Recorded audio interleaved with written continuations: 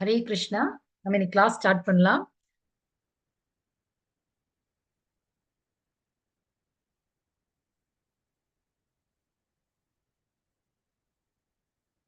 ஓம் நமோ பகவதே வாசுதேவாய. ஓம் நமோ பகவதே வாசுதேவாய. ஓம் நமோ பகவதே வாசுதேவாய. ஓம் அஜ்ஞானதிமிராந்தஸ்ய ஞானாஞ்சனசலாக்கய சக்ஷுருன்மிலிதம் येन तस्मै श्रीगुरवे नमः. श्रीचैतन्यमनोभीष्टं स्थापितं येन भूतले स्वयं रूप गदामह्यं ददाति स्वपदान्तिकं। वन्देऽहं श्रीगुरु श्रीयुतापदकमलं श्रीगुरून् वैष्णवांश्च श्रीरूपं साग्रजातं सगगणरघुनाथान्वितां तं सजीवम् साद्वैतं सावधूतं परिजनसहितं कृष्णचैतन्यदेवं श्रीराधाकृष्णपादान् सगगणललिता श्रीविशाखान्वितांश्च। हे कृष्णा करुणा सिन्धो दीनबन्धो जगत्पते गोपेशा गोपिका कान्ता राधा कान्ता नमोऽस्तुते। तप्त काञ्चन गौराङ्गी राधे वृन्दावनेश्वरी वृषभानुसुते देवी प्रणमामि हरिप्रिये।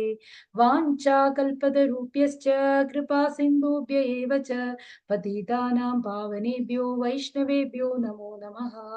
नमः ॐ विष्णुपादाय कृष्णप्रेष्ठाय भूतले श्रीमते भक्तिवेदान्त स्वामिन्निधि नामिने। नमस्ते सारस्वते देवे गौरवाणी प्रचारिणे निर्विशेषाय शून्यवादी पाश्चात्यदेशतारिणे। जयो श्री कृष्ण चैतन्य प्रभो नित्यानंद श्री अद्वैत गदाधरा श्रीवासादि गौर भक्त वृंदा। हरे कृष्णा कृष्ण कृष्णा हरे हरे, हरे राम राम राम हरे हरे। हरे कृष्णा कृष्ण कृष्णा हरे हरे, हरे राम राम राम हरे हरे। हरे कृष्णा एवरीबडी. இன்னைக்கு நம்ம பார்க்க போறது சாப்டர் 1 அத்தியாயம் 1 பகவத்கீதை உண்மை உருவில் அப்படிங்கிறது தான். நம்ம பகவத்கீதையுடைய தெரிந்து கொள்ளுதல் 18 நாட்களில் நம்ம வந்து பகவத்கீதையை பத்தி தெரிஞ்சு கொள்ள போறோம். அப்ப அதுல வந்து டோட்டலா 18 சாப்டர்ஸ் இருக்கு. அதனாலதான் 18 டேஸ் நம்ம வந்து எடுத்திருக்கோம். இப்ப இந்த 18 டேஸ்ல இன்னைக்கு ஃபர்ஸ்ட் டே. இன்னைக்கு நம்ம ஸ்டார்ட் பண்ண போறது அத்தியாயம் 1 சாப்டர் 1. அப்ப இந்த சாப்டர் 1 என்ன அப்படின்னு சொல்லி நம்ம பாக்குறதுக்கு முன்னாடி நம்ம இன்னைக்கு வந்து ஒரு இன்ட்ரோடக்ஷன் பார்க்கலாம். இவர் தான் வந்து ஏசி பக்தி வேதாந்த சுவாமி பிரபுபாதா, தெய்வீக அருள் ஏசி பக்தி வேதாந்த சுவாமி பிரபுபாதா. இவர் தான் இஸ்கானின் நிறுவர் ஆச்சாரியா. இவரோட போதனைகளின் அடிப்படையில தான் நம்மளுடைய பகவத்கீதை உண்மை உருவில் அமைந்திருக்குது. சரிங்களா? இப்ப இன்னைக்கு நம்ம ஃபர்ஸ்ட் பகவத்கீதா என்ன அப்படின்னு சொல்லி நம்ம பாக்குறதுக்கு முன்னாடி நம்ம ஸ்ரீலா பிரபுபாதா யாரு அப்படின்னு சொல்லி பார்க்கலாம். ஸ்ரீலா பிரபுபாதா யாரு அப்படின்னு பார்த்தோம்னா, அவர் ஃபவுண்டர் ஆச்சாரியா. அவர் வந்து அவர் பிறந்தப்பவே ஒரு வைஷ்ணவ குலத்துலதான் வந்து அவர் பிறந்தாரு. வைஷ்ணவா ஃபேமிலி. வைஷ்ணவா ஃபேமிலி அப்படின்னா என்னன்னா, எல்லாருமே வந்து சிறந்த விஷ்ணு பக்தர்கள். சரிங்களா? கிருஷ்ண பக்தர்கள். அந்த குடும்பத்துலதான் வந்து அவர் பிறந்தாரு. அப்ப அவருக்கு 5 வயசு இருக்கும்போது எடுத்த பிக்சர் தான் இது. அப்ப அவருக்கு வந்து அபய் சந்த் அப்படின்னு சொல்லிதான் பேர் வச்சாங்க. சரிங்களா? ஸ்ரீலா பிரபுபாதருடைய பேர் வந்து அபய் சந்த். இப்ப என்னாச்சு அப்படின்னா, இவங்க வைஷ்ணவ ஃபேமிலி அப்படிங்கிறதுனால இவங்க வந்து எல்லா கோவில்கள்ல நடக்கிற விசேஷங்கள் எல்லாமே வந்து இவங்க அட்டென்ட் பண்ணுவாங்க. ஜெகநாத பூரி யாத்திரை இப்பதான் நடந்தது இல்லையா? போன வாரம் நீங்க எல்லாருமே நியூஸ் சேனல்ஸ் எல்லாம் பார்த்திருப்பீங்க. ஜெகநாத ரத யாத்திரை நடந்தது பூரியில அப்படின்னு சொல்லிட்டு எல்லா இஸ்கான் டெம்பிள்ஸ்லயும் வந்து அதே மாதிரி ரத யாத்திரை நடத்துனாங்க. கோயம்புத்தூர்லயும் நடத்துனாங்க, சென்னையிலயும் நடத்துனாங்க, எல்லா இடத்துலயுமே ரத யாத்திரை நடத்துனாங்க இல்லையா? இன்னைக்குதான் வந்து அது ரிட்டர்ன் போயிருக்கு. அந்த ரத யாத்திரை தான் ரிட்டர்ன் போயிருக்கு. அப்போ இந்த மாதிரி வருஷா வருஷம் இந்த ஜெகநாத் பூரியில கல்கட்டால வச்சு இந்த ரத யாத்திரை நடக்கும். சரிங்களா? அப்ப அபய் சந்த், அதாவது நம்மளுடைய ஸ்ரீலா பிரபுபாதருடைய சின்ன வயசு பேர் வந்து அபய் சந்த். இவர் என்ன பண்ணாரு அப்படின்னா, இந்த ஃபங்க்ஷன் அட்டன் பண்றதுக்கு, ரத யாத்திரை அட்டன் பண்றதுக்கு ஊரே வந்து அங்க வந்து ஒன்று கூடியிருக்கும். நீங்க டிவில எல்லாம் பார்த்திருப்பீங்க. அதே மாதிரி இவரும் இவரோட ஃபேமிலி மெம்பர்ஸோட அங்க போனார். இவங்க அப்பா பேர் வந்து கௌர் மோகன் தேவ், இவங்க அம்மா பேரு ரஜினி. சரிங்களா? அப்ப இப்ப என்ன ஆயிடுச்சு அப்படின்னா, இவரு அந்த ஃபங்ஷன் அட்டெண்ட் பண்ணும்போது, இவரு வந்து அத பார்த்தோனே ரொம்ப இம்ப்ரெஸ் ஆயிடுறாரு. அவருக்கு ரொம்ப புடிச்சிருது இந்த ரத யாத்திரை பார்த்தோனே, அவரோட மனசுல அதே வந்து பதிஞ்சிடுது. இந்த ரத யாத்திரையோடைய ஸ்பெஷாலிட்டி என்ன அப்படின்னா, கிருஷ்ணர் வந்து ஜெகந்நாதராக இருக்காரு. அவரு வந்து எப்பவுமே சந்தோஷமாக இருக்கிற ஜெகந்நாதரா இருக்காரு. அவருடைய அ அ அ தங்கை சுபத்ரா தேவி வந்து ஒரு ரதத்துல இருப்பாங்க. ஜெகந்நாதர் ஒரு ரதத்துல இருப்பாரு. பலதேவா அதாவது பலராமன் அவருடைய அண்ணன் பலராமனும் வந்து ஒரு ரதத்துல இருப்பாங்க. இந்த மாரி 3 ரதமும் ஒட்டுக்கா வந்து இழுத்துட்டு போவாங்க. சரிங்களா? அப்ப அதுதான் வந்து ஜெகநாத்புரியில நடக்கிற ரத யாத்திரை. இந்த வருஷம் அது 2 நாள் நடந்தது. சரிங்களா? அப்ப இது என்ன ஆகுது அப்டின்னா, இத பார்த்தோனே இவருக்கு ரொம்ப புடிச்சிருது. அந்த 3 ரதம் அழகா நகர்ந்து போறத பார்த்தோனே இவருக்கு ரொம்ப புடிச்சது. வீட்டுக்கு வந்தோனே அவர் அப்பா கிட்ட அதாவது கௌர் மோகன் டே கிட்ட வந்து அவரு கேட்கிறாரு. "அப்பா எனக்கு இதே மாரி ஒரு ரதம் வேணும்ப்பா. எனக்கு இந்த மாரி ஒரு ரதம் வந்து பண்ணி குடுங்க. எனக்கு விளையாடணும். அந்த மாரி ரதம் வச்சு எனக்கு ரத யாத்திரை நடத்தணும்னு" சொல்லி அவர் ரொம்ப ஆசைப்படுறாரு. அப்ப கௌர் மோகன் டே வந்து எப்படி அப்படின்னா, அவர் வந்து அவருடைய மகன் வந்து இந்த மாரி சிறந்த பக்தனாக வளர்த்தணும்னு தான் அவர் ரொம்ப ஆசைப்பட்டாரு. அதனால அவர் என்ன பண்றாரு, மகன் வந்து இப்படி ஆசைப்படுறதுனால, நான் கண்டிப்பா செஞ்சு குடுப்பேன்னு சொல்லி, இந்த சின்ன மினியேச்சர் ரதம் அவர் வந்து அ அவரே வந்து செஞ்சாரு இத. இந்த ரதத்த வந்து அவரே செஞ்சாரு. செஞ்சுட்டு கிருஷ்ணர், சுபத்ரா, பலதேவன் 3 பேரையும் வந்து 3 பேரோட சின்ன சின்ன விக்கிரகம், குட்டி விக்கிரகத்த வந்து அந்த இதுல வச்சுட்டு, ஒரு ரதம் வந்து அந்த ரத யாத்திரையில நடக்கிற மாரியே ஒரு ரதம் வந்து அவரு செட்டப் பண்ணி குடுத்தாரு. அப்ப இந்த அபய்சந்த் வந்து 5 வயசு தான் ஆச்சு. ஆனா, அவரு வந்து என்ன பண்ணாரு அப்டின்னா, அவரோட ஃப்ரெண்ட்ஸ், ரிலேட்டிவ்ஸ் எல்லாரையுமே கூப்ட்டுட்டு, அங்க ஜெகநாத் பூரில எப்படி நடந்ததோ, அதே மாரி கோலாகலமாக இங்கேயும் நடத்தணும்னு சொல்லி, நெறைய கூட்டமா இருக்கணும்னு சொல்லி எல்லாரையுமே இன்வைட் பண்ணி, அங்க வச்சு இந்த ரத யாத்திரைய நடத்தினாரு. அப்போ அவங்கள எல்லாம் கூப்பிட்டது மட்டும் இல்லாம, அங்க பிரசாதம் டிஸ்ட்ரிபியூஷன் ஜெகநாத் பூரி அப்படிங்கிற பிளேஸ் பத்தி நம்ம பார்க்கணும் அப்படின்னா, அங்க 24 மணி நேரமும் பிரசாதம் குடுத்துட்டே இருப்பாங்களாம். அங்க போறவங்க யாருமே வந்து பசி பட்டினியோட இருக்கவே மாட்டாங்களாம். ஜெகநாத் பூரியோட ஸ்பெஷல் அதான். பூரி மண்ணுடைய ஸ்பெஷாலிட்டி அதுதான். அங்க போறவங்க யாருமே வந்து பட்டினியா திரும்பியே வரமாட்டாங்களாம். அந்த மாரி இருக்கிற பிளேஸ் தான் ஜெகநாத் பூரி. அப்போ அங்க வந்து பிரசாதம் வந்து டிஸ்ட்ரிபியூஷன் பண்ணிட்டே இருப்பாங்க. அதனால இவரு என்ன பண்ணாரு, இந்த ரத யாத்திரை மாரி ஒரு இத வந்து இந்த சின்ன மினி ரதத்த வந்து இனாகரேட் பண்ணும்போது ரத யாத்திரை மாரி பண்ணிட்டு, பிரசாதமும் அவரு வந்து டிஸ்ட்ரிபியூட் பண்ணாராமாம். அவ்ளோ சின்ன வயசுலயே இவ்ளோ பக்தி ஞானம் அவருக்கு இருந்திருக்கு. அது காலப்போக்குல என்ன ஆயிடுச்சு அப்டின்னா, அவர் வந்து 1922ல அ அ அவரு வந்து பக்தி சித்தாந்த சரஸ்வதி அப்படிங்கிற குரு மகாராஜ அவர் பார்க்கிறார். இங்க உட்கார்ந்திருக்கிறவர் தான் பக்தி சித்தாந்த சரஸ்வதி சுவாமி. அவர வந்து இவர் மீட் பண்றார். சரிங்களா? நம்மளுடைய கௌர் மோகன் வந்து இல்ல நம்மளுடைய அபய் சந்த் வந்து மீட் பண்றாரு. மீட் பண்றது இவர் தான் இவரோட ஸ்பிரிச்சுவல் மாஸ்டர். இங்க மீட் பண்ணி அவர் வந்து இந்த மாரி பகவான பத்தின இதெல்லாம் வந்து கேட்கிறார். சரிங்களா? ஸ்பீச் எல்லாம் கேட்கிறார். அப்ப அதுல வந்து இந்த இந்த மாரி கேட்டதுல அவருக்கு வந்து கிருஷ்ணருடைய உணர்வுகள் அவருக்கு வந்து அதிகமாக இன்ட்ரெஸ்ட் வந்து அதிகமாக வருது. அவர் அத லிசன் பண்றாரு. ஆனா லிசன் பண்ணதோட அது அப்படியே ஸ்டாப் ஆயிடுச்சு. அவருடைய ஃபேமிலி லைஃப் வந்து அப்படியே போகுது. அவருக்கு கல்யாணம் ஆகுது, குழந்தைகள் பொறக்குது. இந்த மாரி அவரோட ஃபேமிலி லைஃப் நார்மலான ஒரு ஃபேமிலி லைஃப் தான் போயிட்டு இருக்கு. அந்த டைம்ல என்ன ஆகுது அப்படின்னா, அவர் 1932ல அவர் வந்து இனிஷியேட் ஆகுறார். அதாவது 10 வருஷத்துக்கு அப்புறமா அவர் வந்து இந்த கிருஷ்ணா கான்ஷியஸ்னஸ்லயே வந்து இருந்து தீட்சை எடுக்கிறார். சரிங்களா? அப்ப இந்த தீட்சை எடுக்கிறது மட்டும் இல்லாம, அவர் எப்பவுமே சிரவணம் கேட்டுக்கிட்டே இருக்காரு இல்லையா? பகவான பத்தி. அதனால அவர் வந்து ஜான்சி அப்படிங்கிற ஒரு இடத்துல, அவர் வந்து ஒரு லீக் ஆஃப் டிவோட்டீஸ்க்கு வந்து அவர் குடுக்குற ஸ்பீச் தான் இது. கிருஷ்ணர பத்தின டாக் வந்து அவர் குடுக்குறாரு. அவர் கேட்டத நெறைய பேருக்கு அந்த கதைகள் வந்து சொல்ல ஆரம்பிக்கிறார். இந்த மாரி அவர் ஒரு சிறந்த பக்தனாக மாறி வரும்போது, அவருடைய குரு வந்து இவருக்கு 2 இன்ஸ்ட்ரக்ஷன்ஸ் குடுக்குறாரு. உனக்கு எப்பல்லாம் லாபம் வருதோ, இவர் வந்து ஒரு பார்மாக்யூட்டிக்கல் பிசினஸ் தான் நடத்திட்டு இருந்தாரு. மெடிசின்ஸ் எல்லாம் இது பண்ற பிசினஸ் தான் நடத்திட்டு இருந்தாரு. அப்போ அ பக்தி சித்தாந்த சரஸ்வதி தாக்கூர் என்ன சொல்றாரு அப்டின்னா, அ அ "நீ உனக்கு ஏதாவது ஒரு ப்ராஃபிட் வருது அப்டின்னா, நீ என்ன பண்ணு, புக்ஸ் கண்டிப்பாக பிரிண்ட் பண்ணணும். நம்ம என்ன இப்ப சொல்லிட்டு இருக்கோமோ, அது புத்தகமாக எழுதி நீ வந்து பிரிண்ட் பண்ணும்போது நெறைய பேருக்கு அது ரீச் ஆகும்னு சொல்லி சொல்றாரு. அது மட்டும் இல்லாம நீ வெஸ்டர்ன் கண்ட்ரீஸ் போயிட்டு, நம்மளுடைய கிருஷ்ணா கான்ஷியஸ் மூவ்மெண்ட்ட வந்து ஸ்ப்ரெட் பண்ணணும் அப்டின்னு சொல்லி அவருக்கு இன்ஸ்ட்ரக்ஷன்ஸ் குடுக்குறாரு. இப்ப தீட்சை எடுத்ததுக்கு அப்புறமா இவருடைய பேரு வந்து பக்தி வேதாந்த சுவாமி பிரபுபாத். ஸ்ரீலா பக்தி வேதாந்த சுவாமி பிரபுபாத்ன்னு மாறிடுது. இப்ப தீட்சை எடுத்தாச்சு. அவருடைய பிரபுஜியுடைய அதாவது அவருடைய ஸ்பிரிச்சுவல் மாஸ்டருடைய இன்ஸ்ட்ரக்ஷனும் கிடைச்சிருச்சு. இப்ப அவரு வந்து அத ஃபாலோ பண்றாரு. இப்ப பார்மாக்யூட்டிக்கல் பிசினஸ் அப்படிங்கிறதுனால அவருக்கு அவ்வளோ லாபம் எல்லாம் கிடைக்கல. ஆனா கிடைக்கும் போதெல்லாம் அவர் புக்ஸ் பிரிண்ட் பண்ணணும்னு வந்து ட்ரை பண்றாரு. அதுக்கப்புறம் அவருக்கு வந்து 69 இயர்ஸ் இருக்கும்போது என்ன ஆகுது அப்படின்னா, அவர் வந்து 1965ல ஜலதூதா அப்படிங்கிற ஷிப்ல வந்து யுஎஸ் போறதுக்கு அவருக்கு ஒரு ஆப்பர்ச்சுனிட்டி கிடைக்குது. சரிங்களா? இப்போ அவருடைய மாஸ்டர் என்ன சொன்னாரு? உனக்கு சான்ஸ் கிடைக்கும்போது கண்டிப்பா வெஸ்டர்ன் கண்ட்ரீஸ்ல போய் இத வந்து ஸ்ப்ரெட் பண்ணணும் அப்படின்னு சொல்லியிருந்தாரு. ஏன் வெஸ்டர்ன் கண்ட்ரீஸ்ன்னு ஸ்பெசிஃபைடா சொன்னாரு அப்படின்னா, நம்மளுடைய இந்தியா, அதாவது நம்மளுடைய பாரத கலாச்சாரம் வந்து பண்டு தொட்டே வந்து நல்ல கலாச்சாரமா இருந்தது. அதாவது ஒரு ஃபேமிலி அப்படின்னா, அந்த ஒரு ஃபேமிலிக்குள்ள தான் எல்லாருமே வாழ்வாங்க. அங்க வந்து வெஸ்டர்ன் கண்ட்ரீஸ்ல அப்படி கிடையாது. கலாச்சாரம்னா என்னன்னே உங்களுக்கு தெரியாது.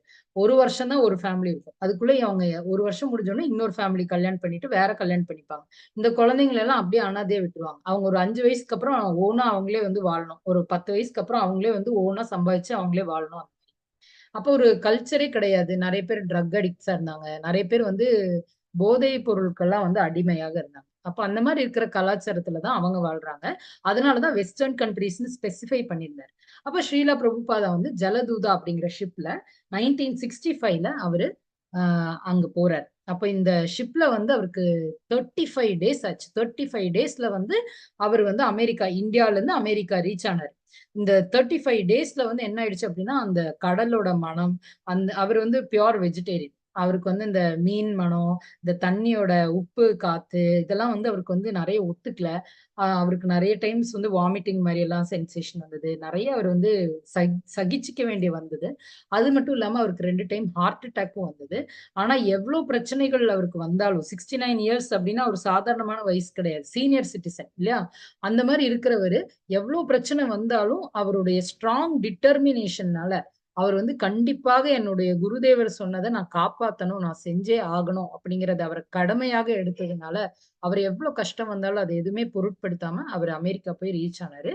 அங்க போய் கோல்டன் கேட் பார்க்ல அவர் சங்கீர்த்தன் பண்ற பிக்சர் தான் இது. அவரு எ ந நெறைய இடத்துல இருந்து சங்கீர்த்தனம் பண்ணாரு. நெறைய இடத்துல இருந்து சாண்டிங் பண்ணுவாரு. இப்ப ஹரே கிருஷ்ணா, ஹரே கிருஷ்ணா. இப்ப நம்மளுடைய பிரபுஜி வந்து ஸ்டார்ட்டிங்ல சாண்ட் பண்ணாரு இல்லையா? ஜானகிராமன் பிரபுஜி.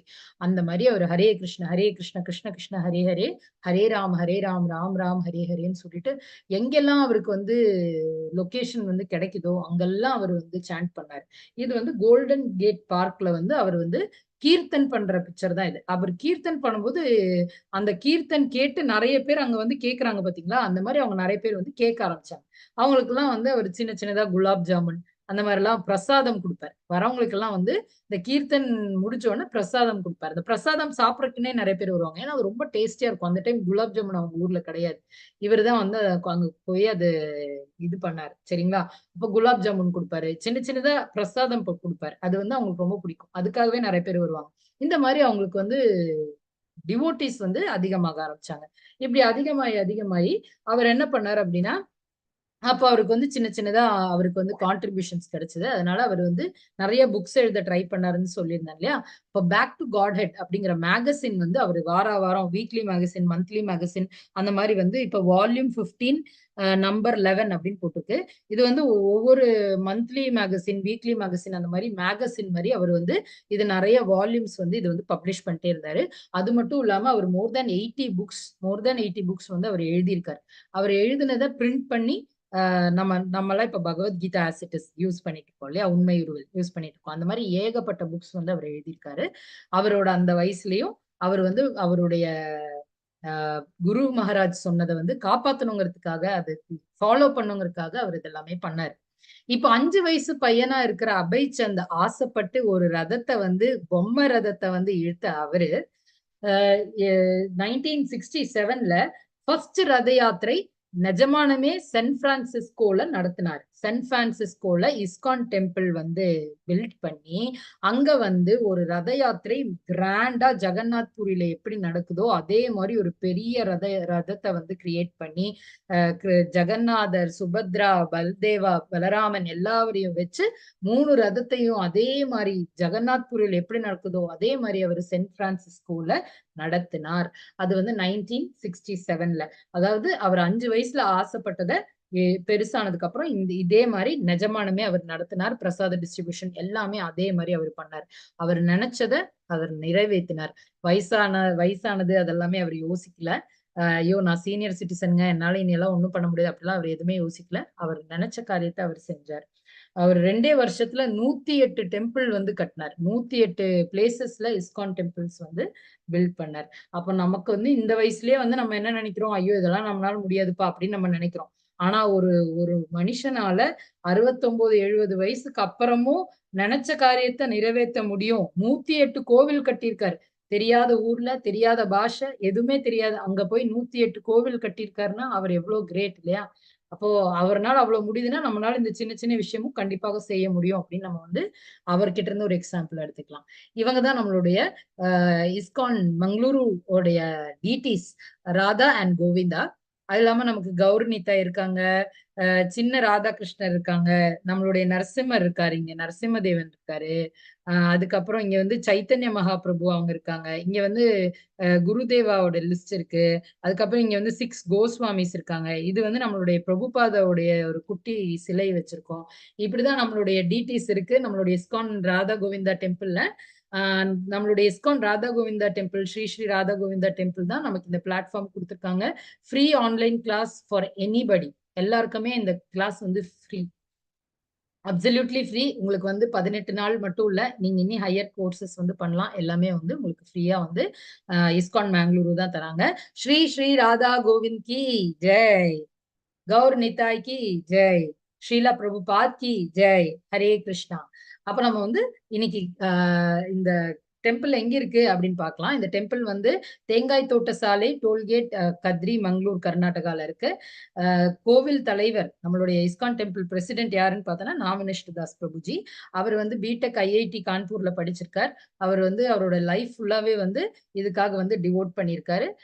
அவர் தான் நம்மளுடைய டெம்பிள் பிரசிடென்ட். ஓகே, நம்ம இப்போ டெம்பிள் பத்தி பார்த்தாச்சு, நம்மளுடைய ஃபவுண்டர் ஆச்சாரியா பத்தி பார்த்தாச்சு. நெக்ஸ்ட் நம்ம பார்க்க போறது பகவத்கீதை. இப்போ நம்ம சாப்டர் 1 போறதுக்கு முன்னாடி பகவத்கீதைனா என்ன, பகவத்கீதையில என்னெல்லாம் நம்ம தெரிஞ்சுக்க போறோம், பகவத்கீதை ஏன் உண்மை உருவில் அப்படின்னு சொல்றாங்க அப்படின்னு சொல்லி பார்க்கலாம். பகவத்கீதை வந்து நிறைய ஆத்தர்ஸ் எழுதியிருக்காங்க, நிறைய பேர் வந்து பகவத்கீதை எழுதியிருக்காங்க. ஆனா நம்மளுடைய பக்தி வேதாந்த சுவாமி பிரபுபாதா எழுதிய பகவத்கீதை மட்டும் உண்மை உருவில். இங்கிலீஷ் புக் எடுத்து பாத்தீங்கன்னா Bhagavad Gita as it is.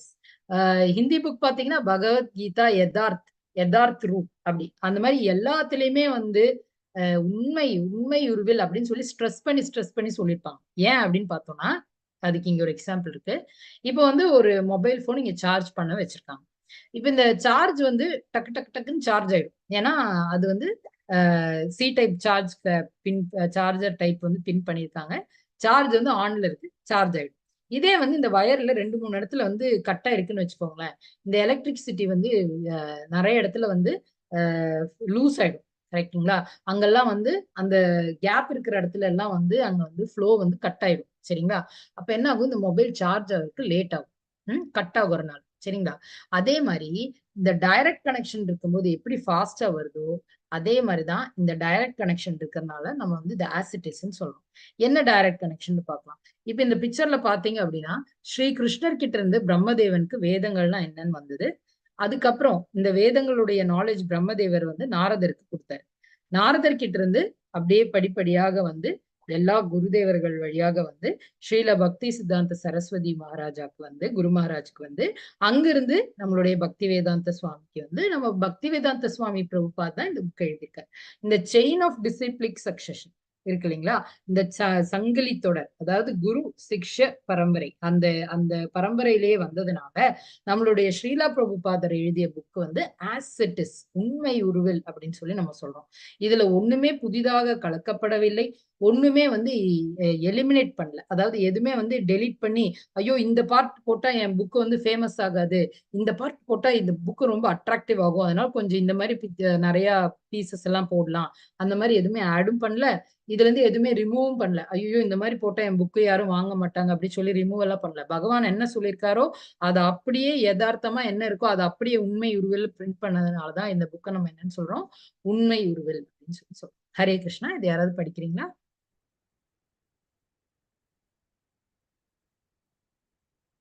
Hare Krishna. Hare Krishna. Bhagavad Gita என்பது நமது எல்லா பிரச்சனைகளுக்கும் பதில்களை கொண்ட ஒரு காவிய வேதம். இது மகாத்மா காந்தியால் ஒரு ஆன்மீக ஆராதியாக கருதப்பட்டது. மேலும் இது உலகெங்கிலும் உள்ள பல தலைவர்களுக்கு உத்வேகம் அளிக்கும். ஹரே கிருஷ்ணா மாதாஜி, தேங்க்யூ மாதாஜி. இப்போ நம்ம இந்த கிளாஸ்ல இருக்க இப்ப இருக்கிற எல்லா டிவோட்டிஸ் கிட்டையும் கேட்டீங்கன்னா எல்லாருக்குமே ஒரு சின்ன ப்ராப்ளம் இருக்கு. அந்த மாதிரி இந்த இந்த உலகத்துல இருக்கிற எல்லா மனிதர்களுக்கும் ஒரு சின்ன பிரச்சனை இருக்கும். சின்ன பிரச்சனையோ பெரிய பிரச்சனையோ ஒரு பிரச்சனை கண்டிப்பா இருக்கும். எந்த விதமான பிரச்சனை இருந்தாலும் அதுக்கான பதில்கள் எல்லாமே நம்மளுடைய பகவத்கீதால இருக்கும். ஏன் அப்படின்னா அது ஒரு காவிய வேதம். அந்த பகவத்கீதால வந்து ஏகப்பட்ட ப்ராப்ளம்ஸ்க்கு ஏகப்பட்ட சொல்யூஷன்ஸ் வந்து பகவான் தராரு. அது எதனால இந்த ப்ராப்ளம் வருது, எப்படி நம்ம இந்த ப்ராப்ளமை ஃபேஸ் பண்ணணும், எப்படி நெகட்டிவ் சுச்சுவேஷன்ஸை பாசிட்டிவா நம்ம ஃபேஸ் பண்ணணும் அப்படிங்கறது வந்து பகவத்கீதால நிறைய இடத்துல சொல்றாங்க. இப்ப பகவான் வந்து அர்ஜுனர் வந்து இந்த ஒரு படை தலைவனாக இருக்கார். அவர் வந்து ஒரு தலைவனாக இருக்கிற போது ஒரு தலைவன் எப்படி செயல்படணும், எப்படி உத்வேகத்தோட செயல்படணும் அப்படின்னு சொல்லி பகவான் வந்து இங்க அட்வைஸ் பண்றதுனால யார் ஒருத்தங்க வந்து லீடர் ஆகணும்னு நினைக்கிறாங்களோ அவங்க இந்த பகவத்கீதா படிக்கிறாங்க அப்படின்னா ஒரு சிறந்த லீடர் ஆவாங்க. யார் ஒரு சிறந்த பொலிட்டீஷியன் ஆகணும்னு நினைக்கிறாங்களோ அவங்க இந்த பகவத்கீதா படி பொலிட்டீஷியனாக இருந்து நாட்டை ஆள்றாங்கன்னா அவங்க ஒரு சிறந்த பொலிட்டீஷியன் ஆவாங்க. யாரு ஒரு தலைவரோ லீடரோ பிரசிடென்ட்டோ பிரின்சிபலோ யார் இருந்தாலும் பகவத்கீதா ஃபாலோ பண்றவங்க கண்டிப்பாக நல்லபடியா ஆட்சி புரிவாங்க. இப்போ மகாத்மா காந்தியும் ஆல்பர்ட் ஐன்ஸ்டீனும் என்ன சொல்றாங்க பார்க்கலாம். ஹரே கிருஷ்ணா. ஹரே கிருஷ்ணா. ஹரே கிருஷ்ணா மாதாஜி, படிக்கிறீங்களா மாதாஜி? ஹரே கிருஷ்ணா. ஹரே கிருஷ்ணா. ஹரே கீதையை கிருஷ்ணா. கீதையை தியானிப்பவர்கள் ஒவ்வொரு நாளும் புதிய மகிழ்ச்சியையும் புதிய அர்த்தங்களையும் பெறுவார்கள்.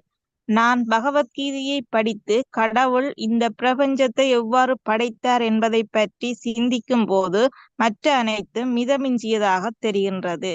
ஹரே கிருஷ்ணா. ஹரே கிருஷ்ணா மாதாஜி, தேங்க்யூ மாதாஜி.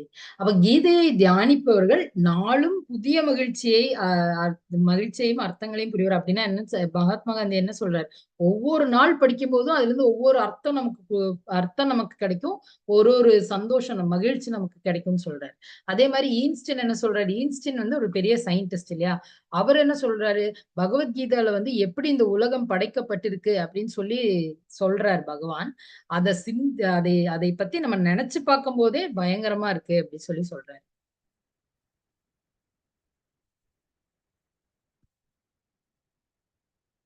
ஹரே கிருஷ்ணா பிரபுஜி, படிக்கிறீங்களா பிரபுஜி? ஹரே கிருஷ்ணா. ஹரே கிருஷ்ணா. தண்டவத் பிரணாம். ஹரே கீதை ஒரு ஹரே கிருஷ்ணா மாதாஜி, படிக்கிற மாதாஜி. கீதை ஒரு பரந்த புத்தகம்.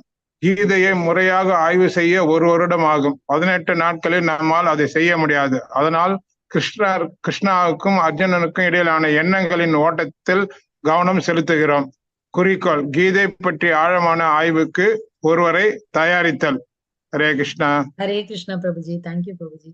இப்போ கீதால வந்து டோட்டலி 18 சாப்டர்ஸ் இருக்கு சரிங்களா. 18 அத்தியாயங்கள்ல பார்த்தோம் அப்படின்னா முதல் 6 அத்தியாயம் வந்து நம்ம கர்ம யோகம் அப்படின்னு சொல்றோம். நெக்ஸ்ட் 6 அத்தியாயம் 7 to 12 அதை வந்து நம்ம என்னன்னு சொல்றோம் அப்படின்னா பக்தி யோகம் அப்படின்னு சொல்றோம். லாஸ்ட் 6 சாப்டர்ஸ் வந்து ஞான யோகம் அப்படின்னு சொல்லி சொல்றோம் சரிங்களா. இந்த 18 சாப்டர், இந்த 6 chapters, 3 blocks of yoga, 3 yoga சேர்ந்ததுதான் 18 அத்தியாயங்கள், 18 சாப்டர்ஸ். இது நம்ம 18 நாள்ல கண்டிப்பாக படிக்க முடியாது. ஏன்னா அதுல வந்து நிறைய டீடைல்டான டிஸ்கிரிப்ஷன்ஸ் இருக்கு, நிறைய விஷயங்கள் நமக்கு வந்து தெரிஞ்சுக்க வேண்டியிருக்கு. அது நம்ம முழுசா ஆய்வு செஞ்சு படிக்கணும்னா கன்ஃபார்மா 1 வருஷத்துக்கு மேல 2 இயர்ஸ் வரைக்கும் ஆகும் சரிங்களா. 1 வருடம் ஆகும், 1 வருஷத்துக்கு மேல ஆகும். அப்ப இந்த 18 நாட்கள்ல நம்மளால படிக்க முடியுமா அப்படின்னு கேட்கறது அது கண்டிப்பாக சாத்தியம் இல்லை. ஆனா அப்ப நம்ம 18 நாள்ல என்ன பண்ண போறோம், 18 நாள்ல ஜஸ்ட் நம்ம ஓவர் வியூ தான் பார்க்க போறோம். நம்ம எல்லாருமே புதுசு, இந்த பேட்ச்க்கு எல்லாருமே நியூ பேட்ச். நம்மளுடைய ஓல்ட் டிவோட்டிஸும் இருக்காங்க. அப்போ இதுல வந்து நம்ம புதுசா வரவங்க வந்து 18 சாப்டரையும் டீடைல்டா எக்ஸ்பிளைன் பண்றதோட ஓவர் வியூ பார்க்கும்போது நல்லா உங்களுக்கு இன்ட்ரெஸ்ட். அதுக்கு தான் நம்ம வந்து ஓவர் வியூ வச்சிருக்கோம். இப்ப இந்த ஓவர் வியூ அப்படின்னா என்ன, யார் 2 பேர் இந்த இதுல பேசுறாங்க அப்படின்னு பார்த்தோம் அப்படின்னா கிருஷ்ணரும் அர்ஜுனரும் தான். இந்த பகவத்கீதை முழுவதாக கிருஷ்ணர் வந்து அர்ஜுனருக்கு அட்வைஸ் பண்றதுதான் வந்து நடக்கும் சரிங்களா. அப்ப அவங்க 2 பேருக்கு நடுவுல என்ன கான்வர்சேஷன் நடக்குதோ அதை மேலோட்டமா தான் நம்ம இந்த 18 டேஸ்ல பார்க்க போறோம். இந்த 18 டேஸ்ல இம்பார்ட்டன்ட் பாயிண்ட்ஸ் மட்டும் தான் கவர் பண்ணுவோம். இந்த இம்பார்ட்டன்ட் பாயிண்ட்ஸ் எல்லாமே நல்லா இருக்கும், சூப்பரா இருக்கும், உங்களுக்கும் யூஸ்ஃபுல்லா இருக்கும். அதுதான் நம்ம வந்து இப்ப பார்க்க போறோம். இவங்க 2 பேர் 45 நிமிஷம் பேசிட்டு இருந்தாங்க. அப்ப இந்த 45 நிமிஷம் பேசினதுதான் 700 ஸ்லோகாஸா நம்மளுடைய பகவத்கீதால இருக்கு. இன்னைக்கு நம்ம பார்க்க போறது சாப்டர் 1. அப்ப பகவத்கீதானா என்னன்னு பார்த்தாச்சு, ஃபவுண்டர் ஆச்சாரியா யாரு அப்படின்னு சொல்லி நம்ம பார்த்தாச்சு. இன்னைக்கு நம்ம பார்க்க போறது சாப்டர் 1, அர்ஜுன விஷாத யோகம், அர்ஜுனனின் கவலை. சோ இன்னைக்கு வந்து அர்ஜுனர் வந்து எப்படி என்ன சொல்லி கவலைப்படுறார் அப்படின்னு சொல்லி பார்க்க போறோம். அர்ஜுனனின் தீர்க்கமற்ற தன்மை. கிருஷ்ணர் இரு படைகளுக்கும் நடுவில் தேரை ஓட்டினார். குருக்ஷேத்திர போரில் போராட அர்ஜுனன் சிரமப்பட்டார். அவர் ஸ்ரீ கிருஷ்ணரிடம் சரணடைந்தார். இதன் விளைவாக இந்த பகவத்கீதை 45 நிமிடங்கள் பேசப்பட்டது. அப்ப இந்த ரெண்டு டீமுக்கு நடுவுல, ரெண்டு படைகளுக்கு நடுவுல வந்து இந்த ரதத்தை கொண்டு போய் நிறுத்துறாங்க. அங்க நின்னுதான் இத பேசுறாங்க. அதுதான் பகவத்கீதை. அப்ப என்ன பேசுறாங்க, எதனால இந்த சீன் வந்தது, என்ன இதுக்கான இன்ட்ரோடக்ஷன் என்ன அப்படிலாம் சொல்லி நம்ம இப்போ ரொம்ப ஷார்ட்டா பிரீஃபா பார்க்கலாம். சரிங்களா? இப்ப மகாபாரத கதைன்னா என்னன்னு நீங்க எல்லாருமே பார்த்துருப்பீங்க. இந்த மகாபாரத கதையில ஆக்சுவலா ஹீரோ யாரு? அர்ஜுனன் நிறைய பேர் சொல்லுவோம், கிருஷ்ணர் நிறைய பேர் சொல்லுவோம், யுதிஷ்டர் அப்படின்னு சொல்லுவோம், பீஷ்மர்னு சொல்லுவோம். நிறைய பேர் இதுல இருக்காங்க, நிறைய கேரக்டர்ஸ் இருக்காங்க மகாபாரதத்துல இல்லையா? நம்ம எப்படி லைஃப வந்து வாழணும் அப்படின்னு சொல்றதும் மகாபாரதம் தான், எப்படி வாழக்கூடாதுன்னு சொல்றதும் மகாபாரதம் இல்லையா? அப்ப மகாபாரதத்துடைய கதை வந்து நீங்க எல்லாருமே கேட்டுப்பீங்க. இப்ப மகாபாரத கதையை பத்தி நம்ம ஒரு ஷார்ட்டா பார்க்கலாம். குரு டைனாஸ்டி, அதாவது குரு பரம்பரையை சேர்ந்ததுல, குரு பரம்பரையிலிருந்து வந்தவங்க தான் வந்து 3 புதல்வர்கள், திருதராஷ்டிரர், பாண்டு, விதுரர். சரிங்களா? திருதராஷ்டிரர் வந்து அண்ணன், அதுக்கு அடுத்தது வந்து பாண்டு, அதுக்கப்புறம் வந்தது விதுரன். விதுரன் வந்து ஒரு செயின்ட்லி பர்சன். அவர் வந்து தாழ்ந்த குலத்துல பிறந்தவர். திருதராஷ்டிரரும் பாண்டுவும் வந்து ராஜாவுடைய மனைவிக்கு பிறந்தவங்க. இப்ப இந்த திருதராஷ்டிரர் வந்து பிறவியிலே வந்து கண் இல்லாம, அதாவது பிளைண்டா பிறந்துட்டார். பிறவியிலே அவருக்கு கண் பார்வை இல்லை. பாண்டுக்கு வந்து அந்த மாதிரி பிசிக்கலா எந்த வீக்னஸும் இருக்குல்ல, ஆனா அவருக்கும் வந்து கொஞ்சம் ஆரோக்கிய பிரச்சனைகள் எல்லாம் இருந்தது. இப்ப என்ன ஆச்சுன்னு பார்க்கலாம். திருதராஷ்டிரருக்கு வந்து பிறவியில இருந்தே கண் இல்லாததுனால அவருக்கு எப்பவுமே வந்து ஒரு காம்ப்ளெக்ஸ், இன்ஃபீரியாரிட்டி காம்ப்ளெக்ஸ், எப்பவுமே வந்து பாண்டுவை பார்க்கும்போது ஒரு பொறாமை, இந்த மாதிரிலாம் இருந்தது. இப்ப இந்த 3 பேருமே வந்து ஒரு நல்ல குருகுலத்துல சேர்ந்து எல்லா வித்தைகளையும் படிப்புல ஆகட்டும், போர் வித்தைகள் ஆகட்டும், எல்லாத்துலயுமே சிறந்து விளங்கினாங்க. சரிங்களா? அப்ப அவங்க என்ன விஷயம் படிச்சாலும் 3 பேரும் ஒரே மாதிரி படிச்சாங்க, நல்லா படிச்சாங்க, எல்லாத்துலயுமே சிறந்து விளங்கினாங்க. ஆனா ஒரே ஒரு குறை, திருதராஷ்டிரருக்கு கண்ணு தெரியாது. அந்த ஒரு குறை வந்து எப்பவுமே அவரோட மனசுல இப்படியே இருந்துட்டே இருந்தது. அப்ப பாண்டு பார்க்கும்போது பொறாமை இருந்தது, அது அப்படியே எனிமிட்டியா மாறுது. எப்பவுமே வந்து அவரை வந்து எதிரியா ட்ரீட் பண்ற மாதிரி எல்லாம் ஃபீல் பண்ண ஆரம்பிச்சாரு. இப்ப என்ன ஆகுது அப்படின்னா, திருதராஷ்டிரருக்கு வந்து கல்யாணம் ஆகுது, பாண்டுவுக்கு கல்யாணம் ஆகுது. திருதராஷ்டிரருக்கு வந்து 101 குழந்தைங்க பிறக்குறாங்க. அவங்க எல்லாருமே நம்ம கௌரவர்கள் அப்படின்னு சொல்லுவாங்க. துரியோதனன், துச்சாதனன் மாதிரி நிறைய பேர் வந்து பிறக்குறாங்க. 101 குழந்தைங்க. நம்ம பாண்டவருக்கு வந்து பாண்டு வந்து 5 குழந்தைங்களுக்கு பிறக்குறாங்க. அதுவும் வந்து நம்மளுடைய குந்தியுடைய தபம் எல்லாம் நீங்க பார்த்துருப்பீங்க. அவங்க தபஸ் எல்லாம் பண்ணி 5 குழந்தைங்க பிறக்குறாங்க. அவங்கள வந்து நம்ம பாண்டவர்கள் அப்படின்னு சொல்லுவோம். அப்ப என்ன ஆகுது அப்படின்னா, இந்த 2 ஜெனரேஷன், இந்த செகண்ட் ஜெனரேஷனுக்கும் வந்து இந்த எனிமிட்டி, பகை வந்து அப்படியே தொடர்ந்துகிட்டே வருது. இப்ப பாண்டுக்கு வந்து கொஞ்சம் ஆரோக்கிய குறைபாடு இருந்ததுனால அவர் இறந்துடுறாரு. பாண்டுக்கு தான் ஆக்சுவலா இந்த கிங்டம் வந்து ரூல் பண்றதுக்கான பவர் கொடுத்திருந்தாங்க. ஆனா பாண்டு வந்து இறந்துடுறாரு. அப்ப இறந்த உடனே ஆக்சுவலா ஒரு ராஜா இறந்துட்டார் அப்படின்னா யுவராஜாவை தான் ராஜாவாக்குவாங்க இல்லையா? அந்த டைம் வந்து நம்மளுடைய யுதிஷ்டர் ஆகட்டும், நம்ம பாண்டவர்கள் எல்லாருமே சின்ன பசங்களா இருந்தாங்க. நம்மளுடைய கௌரவர்களும் சின்ன பசங்களா இருந்தாங்க. அப்ப வேற வழியே இல்லாம இன்சார்ஜ், அதாவது கிங்கோட போஸ்ட் இல்ல, கிங்கோட இன்சார்ஜா நம்மளுடைய திருதராஷ்டிரருக்கு போஸ்ட் கொடுக்குறாங்க. போஸ்ட் கிடையாது, இன்சார்ஜ். அதாவது அடுத்த ராஜா வர வரைக்கும் நீங்க இந்த பதவியை நீங்க பாத்துக்கணும் அப்படின்னு சொல்லி அந்த இன்சார்ஜ் வந்து கொடுக்குறாங்க. அப்ப திருதராஷ்டிரருடைய மனசுல வந்து அந்த டைம்ல இருந்தே வந்து இந்த பாண்டவர்களுடைய புதல்வர்களை எப்படியாவது வெளியே அனுப்பி துரியோதனனை வந்து ராஜாவாக்கணுங்கிறது தான் மனசுல இருந்தது. அப்ப அவருக்கு அந்த டைம்ல இருந்தே அது இருக்கு. இப்ப வந்து இந்த குழந்தைங்க எல்லாம் வந்து படிக்க போயிட்டாங்க. எங்க அப்படின்னா துரோணாச்சாரியா அப்படிங்கிற ஒரு ஆச்சாரியார் கிட்ட அவங்க வில்விதையெல்லாம் படிக்க போயிட்டாங்க. அங்க போனோம்னா துரியோதனனுக்கு வந்து இந்த பகை அப்படியே வந்து கண்டினியூ ஆயிட்டு இருக்கு. அப்பா கிட்ட இருந்து இருக்கிற பகை அப்படியே கண்டினியூ ஆயிட்டு இருக்கு. துரியோதனன் வந்து நிறைய அவங்களை டிஸ்டர்ப் பண்ணிட்டே இருக்கான். விஷம் கொடுக்குறாங்க, பீமனுக்கு விஷம் கொடுக்குறாங்க, அவங்கள ஏதாவது பண்ணிட்டே இருக்காங்க, உபதிரவிச்சுட்டே இருக்காங்க பாண்டவர்களை, இந்த 100 பேரும் சேர்ந்துட்டு. அப்படியெல்லாம் நடந்துகிட்டே இருக்கு. லாஸ்ட் வந்து அவங்களுக்கு வந்து ஒரு ஏஜ் வந்துருது, ஒரு 16 இயர்ஸ் 18 இயர்ஸ் அந்த மாதிரி ஏஜ் வந்துருது. அந்த டைம் வந்த உடனே இப்ப பாண்டவர்களுக்கு அந்த போஸ்ட், அந்த ராஜா பதவி கொடுக்கணும், யுவராஜா பதவி கொடுக்கணும். இப்ப திருதராஷ்டிரருக்கு கொடுக்க மனசு இல்ல. அவருக்கு வந்து துரியோதனன் தான் ராஜாவாகணும்னு ஆசை. அப்ப அவர் வந்து துரியோதனன் கூட சேர்ந்து இப்ப அவர் ஒருத்தரா இருந்தாரு, இப்ப 100 பேர் வேற எக்ஸ்ட்ரா இருக்காங்களா, அவங்க எல்லாரும் சேர்ந்து சதி பண்ணிக்கிட்டே இருக்காங்க. அது இப்ப அப்படியே போர்க்களத்துக்கு வந்து நின்றுருக்கு. கிருஷ்ணர் போய் நிறைய கேட்டாரு, இந்த போரெல்லாம் எதுக்கு, குடும்பத்துக்குள்ளேயே எதுக்கு சண்டை, அதனால வேண்டாம், சண்டையெல்லாம் வேண்டாம், நீங்க ஒரு 5 ஊர் கொடுங்க, 5 வில்லேஜ் கிராமம் கொடுங்க, இந்த 5 கிராமத்துல ஒவ்வொரு ஆள் ஒவ்வொரு கிராமத்தை பார்த்துப்பாங்க, நீங்க அவங்க கிட்ட அவங்க தகராறே பண்ண மாட்டாங்க, நீங்க ஒரு 5 கிராமம் மட்டும் அவங்களுக்கு கொடுங்க. ஆனா திருதராஷ்டிரர் என்ன சொன்னாரு, இந்த ஊர்ல ஒரு இடம் கூட அவங்களுக்கு கிடையாது, அவங்கள இந்த ஊரை விட்டே வெளியே துரத்தணும் அப்படின்னு சொல்லி சொன்னாரு பாண்டவர்களை. இந்த சண்டை தான் அப்படியே, இந்த வாய் சண்டை தான் அப்படியே பெருசே இந்த போர்க்களத்துல வந்து நிக்குது.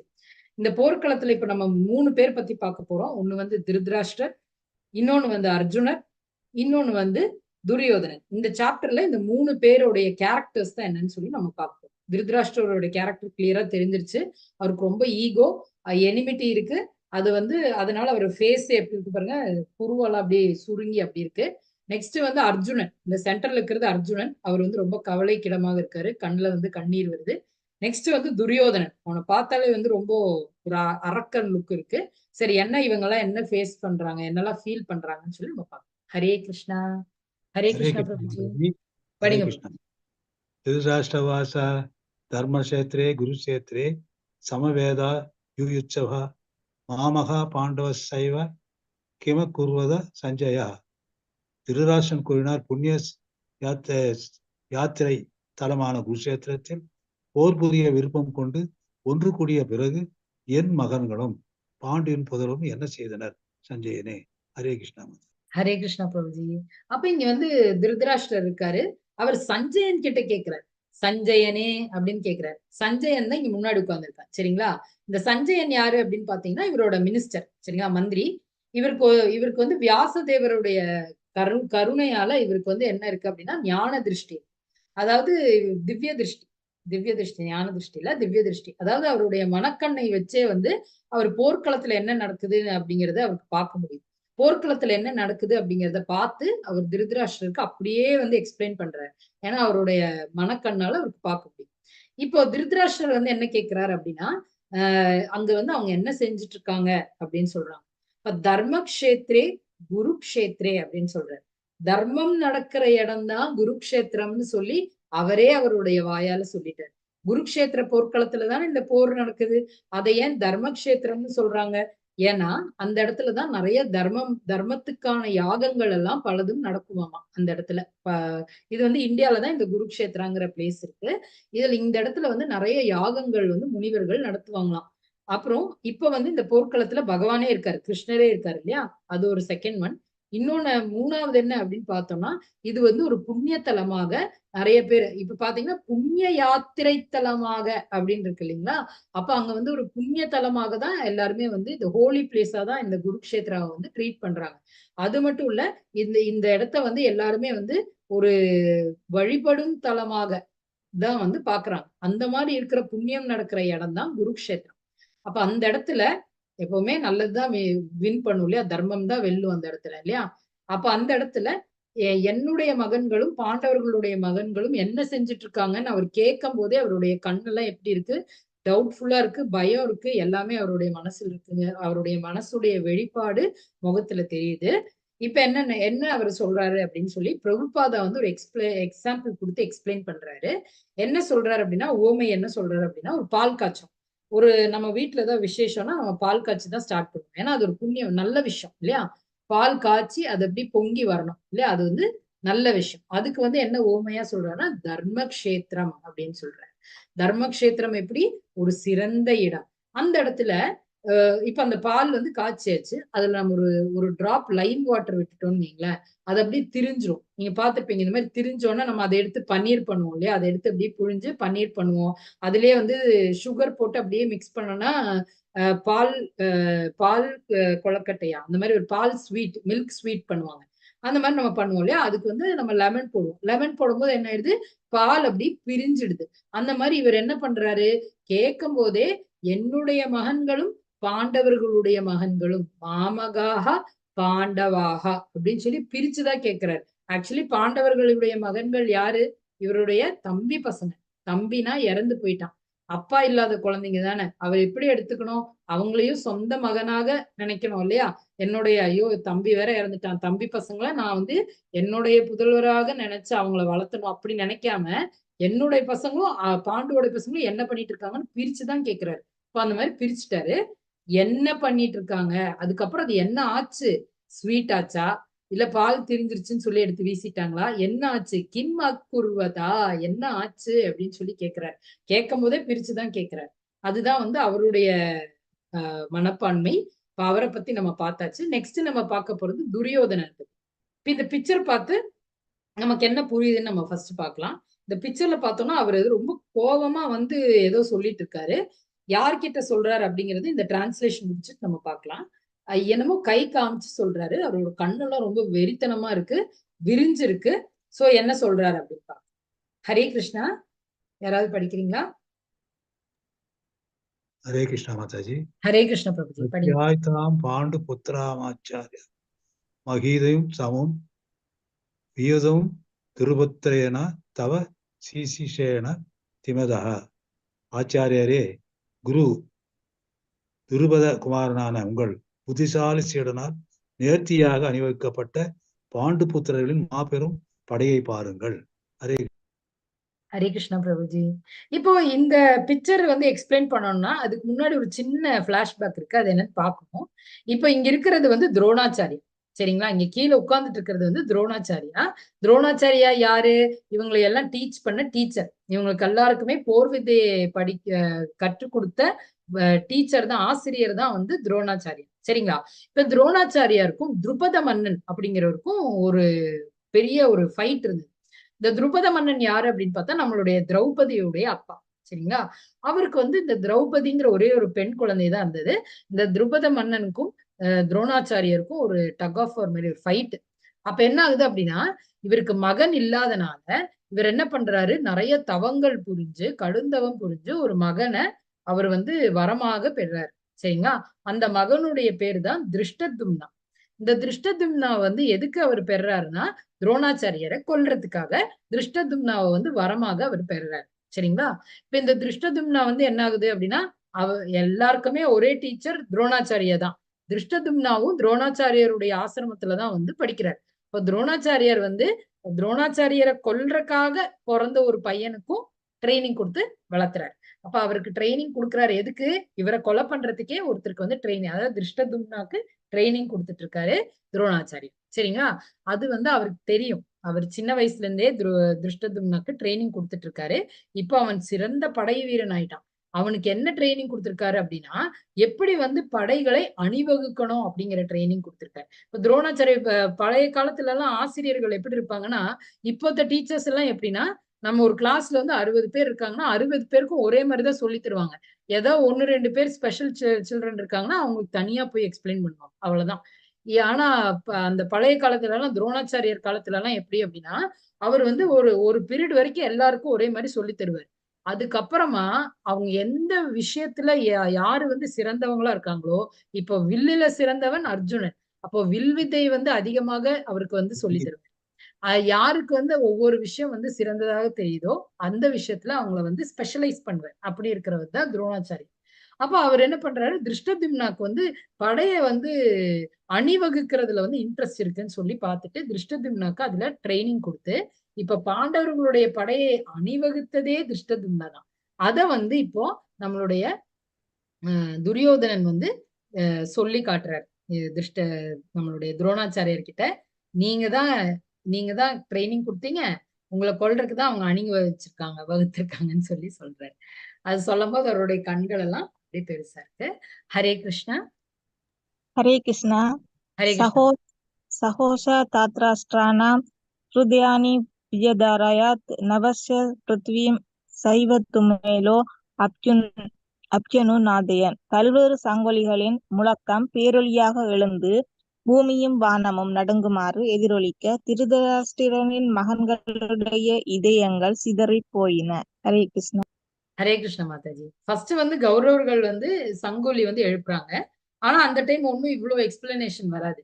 ஆனா கிருஷ்ணரும் அர்ஜுனரும் பாண்டவர்களும் எல்லாரும் சங்கொலி எழுப்பும் போது என்ன ஆகுதான், அந்த சத்தம் போய் அந்த வானத்துல இருக்கிற அந்த கிளவுட்ஸ் மேல எல்லாம் இடிச்சு வைப்ரேட் ஆகி இந்த அந்த அந்த போர்க்களத்துல இருக்கிறவங்க எல்லாருடைய நெஞ்சிலையும் போய் அது காதுல விழுகிறதும், அந்த சங்கொலி காதுல விழுந்தும் நெஞ்செல்லாம் அப்படியே படபடன்னு இடிஞ்சு போயிடுச்சான், பீஸ் பீஸா தூளாயிடுச்சான் அப்படின்னு சொல்றாங்க. எதனால அப்படி ஆகுது? பகவானே வந்து சங்கோலி எழுப்புறாரு. அர்ஜுனரும் வந்து சிறந்த வில்வித்தையில் சிறந்தவன், அவனும் வந்து சங்கோலி எழுப்புறான். அந்த சைடு இருக்கிறவங்க எல்லாம் அக்கிரமக்காரங்க இல்லையா, அதர்மம் செய்யறவங்க. இப்ப அவங்களுடைய ஹிருதயம் வந்து ரொம்ப லைட்டா இருக்கும். யாரு வந்து கெட்ட விஷயங்கள் பண்றாங்களோ அவங்க ஹிருதயம் வந்து ரொம்ப லைட்டா இருக்கும், ஸ்ட்ராங்கா இருக்காது. ஸ்ட்ராங்கா யாருக்கு இருக்கும்? எப்பவுமே ரைட்டா இருக்கிறவங்க, எப்பவுமே கரெக்டா எல்லா வேலையும் செய்யறவங்க எப்பவுமே ஸ்ட்ராங்கா இருப்பாங்க. ஹார்ட்டும் ஸ்ட்ராங்கா இருக்கும் இல்லையா? அது மட்டும் இல்லாம அது அவங்களுடைய வெற்றிக்காக இன்னும் 9 சிம்டம்ஸ் இருந்து அது என்னெல்லாம் அப்படின்னு பார்த்தோம்னா, ஒண்ணு வந்து தர்மக்ஷேத்திரம், அது வந்து தர்மம் நடக்கிற இடம்னு பார்த்துட்டோம். தெய்வீக ரதம், அந்த ரதம் வந்து கொடுத்தது வந்து நம்மளுடைய சூரிய பகவான். சூரிய பகவான் கிட்ட இருந்து கிடைச்ச ரதம் தான் அது. அந்த ரதத்துக்கு ஒரு ஸ்பெஷாலிட்டி இருக்கு. எந்த இடத்துல இருந்து அம்பு விட்டாலும் அந்த ரதத்துக்கு உள்ள போகாது. இந்த ரதமே வந்து ப்ரொடெக்ட் பண்ணிடும். அடுத்தது வந்து கபித்வஜா, அந்த கொடியில வந்து ஹனுமான் இருக்காரு. ஹனுமான் வந்து யாரு? வீரத்துக்கும் தைரியத்துக்கும் துணை நிற்பவர், அவரே இருக்கார். அப்ப தைரியம் அங்க கண்டிப்பாக இருக்கு. சங்கநாதம் நம்ம இப்பதான் பார்த்தோம். காண்டீவம் வந்து மகாதேவன் கொடுத்தது. அந்த வில்லும் சிறந்த வில்லு, மகாதேவனுடைய வில்லு சிறந்த வில்லு.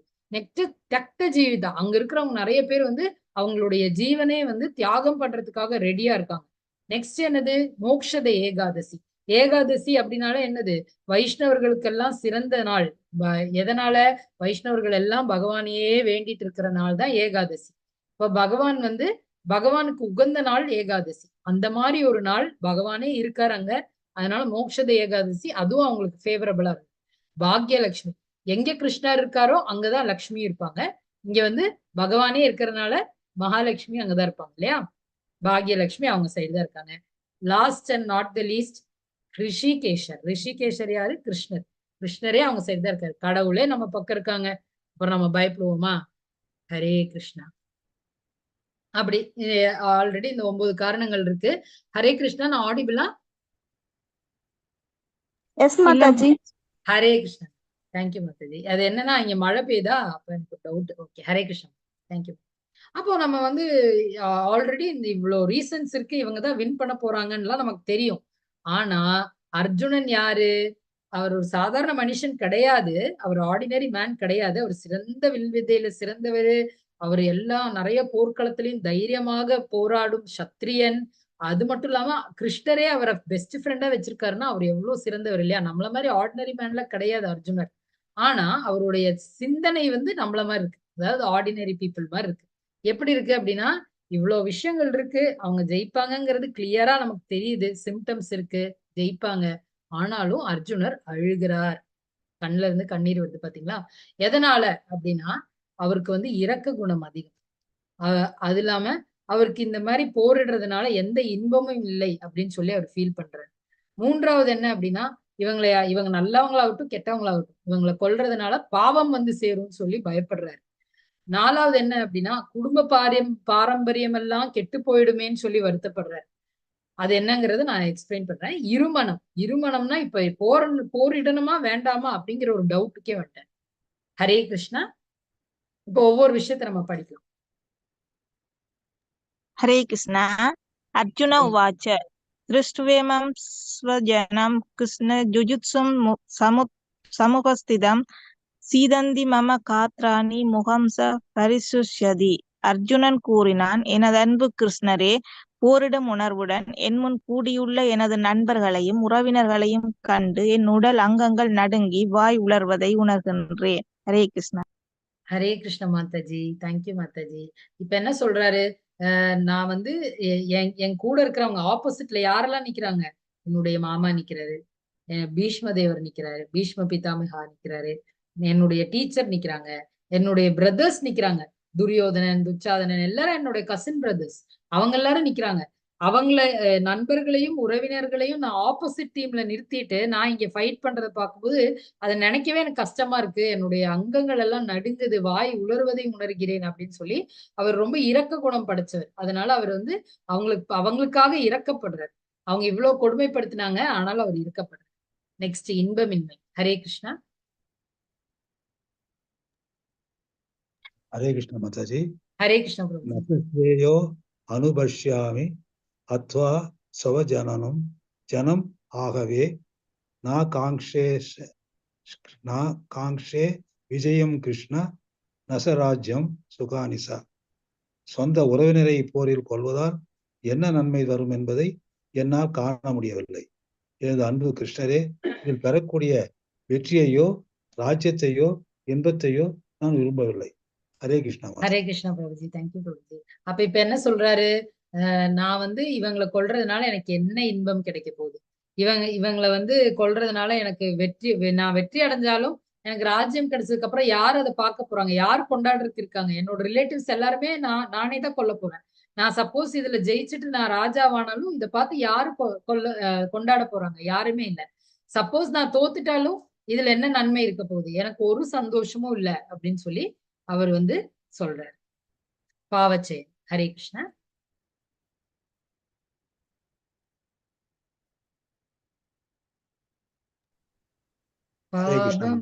ஹரே கிருஷ்ணா. படிக்கிறாங்களா யாராவது? இல்ல பிரபு. ஹரே கிருஷ்ணா. பாபம் ஏவாஸ்ரேயே தஸ்மான் ஹத்வைதா நாததாயின தஸ்மான் நாகா வயம் ஹந்தும் தாத்ராஷ்டான் சவாந்தவன் ஸ்வஜனம் ஹிகதம் ஹத்வா சுஹின சியாம மாதவ. இத்தகைய அக்கிரமக்காரர்களை கொல்வதால் நமக்கு பாவமே வந்து சேரும். எனவே திருதராஷ்டிரர் மகன்களையும் நமது நண்பர்களையும் கொல்லுதல் நமக்கு சரியானதல்ல. அதிர்ஷ்ட தேவதையின் கணவரே கிருஷ்ணரே, நமது சொந்த உறவினரை கொலை செய்துவிட்டு நாம் எவ்வாறு மகிழ்ச்சி அடைய முடியும்? இதனால் நமக்கு என்ன லாபம்? ஹரே கிருஷ்ணா. ஹரே கிருஷ்ண மாதாஜி. தேங்க்யூ மாதாஜி. இப்ப என்ன சொல்றாரு? இத்தகைய அக்கிரமக்காரர்கள்னா யாரு? அக்கிரமக்காரர்கள் 6 வகைப்படுவார். யாரெல்லாம் அப்படின்னா, யாரு வந்து ஒருத்தவங்களுக்கு விஷம் வைக்கிறாங்களோ, அவங்களை கொல்றதுக்காக யாரு விஷம் வைக்கிறாங்களோ. இப்ப வந்து துரியோதனன் வந்து பீமனுக்கு விஷம் வச்சான், லட்டுல விஷம் வச்சான். சரிங்களா? விஷம் வைக்க கூடாது. அது வந்து ஒரு அக்கிரமம். சரிங்களா? அடுத்தது வந்து யாரு வந்து வேற ஒருத்தவங்களுடைய வீட்டுக்கு வந்து தீ வைக்கிறாங்களோ, அதாவது ஒரு குடும்பத்தை அழிக்கிறதுக்கு அந்த வீட்டுக்கே தீ வைக்கிறது, அது வந்து ஒரு அக்கிரமம். 2வது வந்து 3வது வந்து யாரு வந்து ஆயுதங்கள் வச்சு ஒருத்தங்களை தாக்கி கொலை பண்றாங்களோ, அதுவும் வந்து ஒரு அக்கிரமம் அப்படின்னு சொல்றாங்க. 4வது வந்து யாரு வந்து வேற ஒருத்தவங்களுடைய சொத்தை வந்து அபகரிக்கிறாங்களோ, அதுவும் வந்து அக்கிரமம் அப்படின்னு சொல்றாங்க. யாரு வந்து வேற ஒருத்தவங்களுடைய நாடு, நிலம், இடம் அதெல்லாம் வந்து அபகரிக்கிறாங்களோ, அதுவும் வந்து ஒரு அக்கிரமம். யாரு வந்து வேற ஒருத்தவங்களுடைய வைஃபை வந்து கிட்னாப் பண்றாங்களோ, அதுவும் வந்து அக்கிரமம். கிட்னாப்பிங் வைஃப்னாலே நம்ம ராவணன் தான் சொல்லுவோம் இல்லையா? Occupies others land. யார் வந்து வேற ஒருத்தவங்களுடைய இடத்தை வந்து, இப்ப துரியோதனன் வந்து ஆக்சுவலா அந்த ஹஸ்தினாபுரமே அவனுக்கு வேணும்னு சொல்லிதான் வந்து அந்த நிலத்துக்கு தான் சண்டை போட்டுட்டு இருப்பாங்க இல்லையா? அதே மாதிரி ரிச்சஸ், அவங்களுடைய வெல்த்துக்கும் வந்து சண்டை போடுறாங்க. இதெல்லாமே வந்து அக்கிரமம் தான். அப்ப இந்த துரியோதனன் ஃபுல்லா அந்த ஃபேமிலியே வந்து கௌரவர்கள் ஃபேமிலியே வந்து அக்கிரமக்காரர்கள் தான் அப்படின்னு சொல்லி சொல்றாங்க. இந்த அக்கிரமக்காரர்களை வந்து கொலை பண்றதுனால ஒரு பாவமும் கிடையாது. ஆக்சுவலா அக்கிரமக்காரர்கள் கொலைப்பட வேண்டும் அப்படின்னு சொல்லி பகவானே சொல்றாரு. ஏன்னா பகவானே இருக்காரு இல்லையா அங்க கூட. இப்ப பகவானே சொல்லுவாரு, நீ கொலை பண்ண அர்ஜுனா தப்பே கிடையாதுன்னு சொல்லுவாரு. சரிங்களா? அக்கிரமக்காரர் கொல்றது பாவம் கிடையாதுன்னு பகவான் சொல்லுவாரு. ஆனா இவர் என்ன நினைக்கிறாரு?